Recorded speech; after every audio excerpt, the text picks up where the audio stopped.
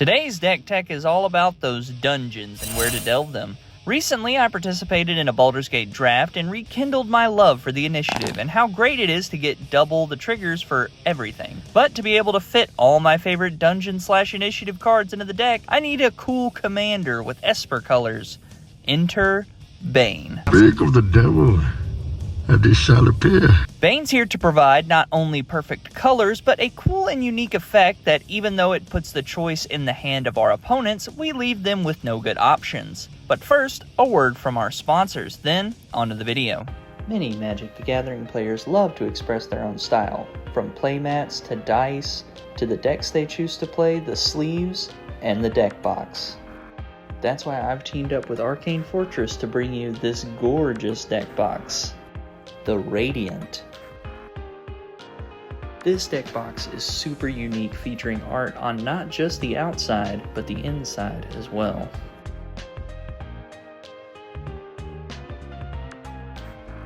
Along with this breathtaking art, it also includes this little side deck box for dice or tokens.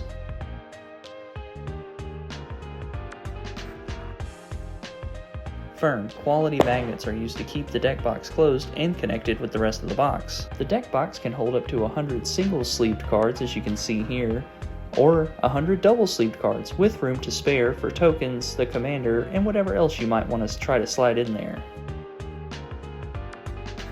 And here is the infamous Professor Shake test. I'm showing you the box is closed, giving it that good old shake and spin, and as you can see, not even the detachable dice tray is coming undone. This is a very quality deck box, and if you would like to pick one up, follow my link in the description and pick one up for yourself or the Magic player in your life. Thank you. Bane, Lord of Darkness is a 4-mana, 1 generic, 1 white, 1 blue, 1 black, 5/2 legendary creature god that says, as long as your life total is less than half your starting life total, Bane, Lord of Darkness has Indestructible, and whenever another non-token creature you control dies, target opponent may have you draw a card. If they don't, you may put a creature card with equal or lesser toughness from your hand onto the battlefield. Bane has built-in protection when your life total is half, and has it from that point on, making him slightly difficult to remove as well, and there are some other things in the deck that make him even harder to get rid of permanently. Bane also lets us either keep card advantage or keep putting creatures into play, depending on what the target opponent wants us to do. And as I said in the beginning, this is a venture into the dungeon/initiative deck, which fortunately for us, a lot of the initiative or venture creatures have high toughness, helping us to synergize with dropping other creatures that let us keep delving deeper into the dungeon. Not to mention, some creatures give us even better benefits when we've completed dungeons. Speaking of those creatures, let's get into the creatures. Starting with the creatures that venture: Triumphant Adventurer, Cloister Gargoyle, Displacer Beast, Nadir, Selfless Paladin, Yuan-Ti Fangblade, Barrowin of Clan Undur, Midnight Pathfinder, Veteran Dungeoneer, and Radiant Solar. All these creatures help us venture into the dungeon to some capacity, be it combat damage, ETB, or other creatures dealing combat damage. As for the initiative, we have White Plume Adventurer, Aarakocra Sneak, Passageway Seer. Ravenloft Adventurer gives us a little extra damage and helpful effects by removing creatures from the game when they die and turning them into additional damage. Vicious Battle Rager can pack a wallop if our opponents try to block it, and sometimes they have to.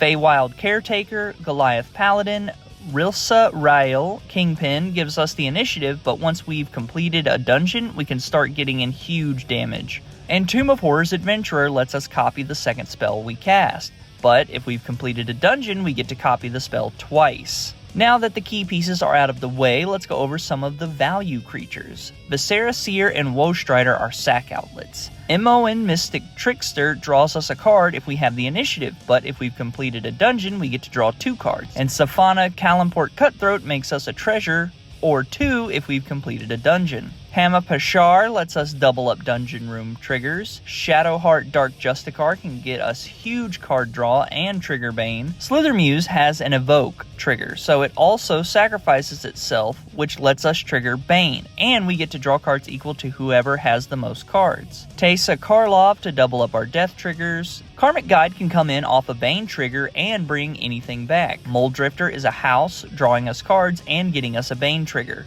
Revelark is the smaller version of Karmic Guide. Shriekmaw is removal. Arbiter of Woe helps us get some reach in the late game, as well as rip cards from our opponent's hands and drains them. And Athreos, Shroud Veiled, lets us put coin counters on our creatures, giving them a second chance at life, but more importantly, let us get even more Bane triggers and dungeon triggers. For our sorceries, we have some ways to draw, some ways to blink, and some ways to keep the board clear.